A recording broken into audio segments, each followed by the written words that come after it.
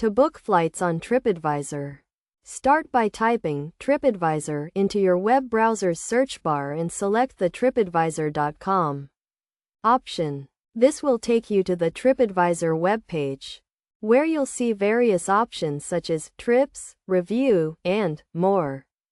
Under More, you'll find flights as well as rental cars and forms before proceeding. Click on the Sign In button and enter your email and password to access your account. Once logged in, click on More and select Flights. You'll then see a Cheap Flights form where you can search for flights by entering your departure and arrival airports, as well as your travel dates. After inputting this information, click Find Flights to be presented with a list of options sorted by best value. From here, you can choose the flight that suits you best, whether it's the cheapest or another option that fits your needs. Simply select your preferred flight, and you'll be on your way to booking your trip.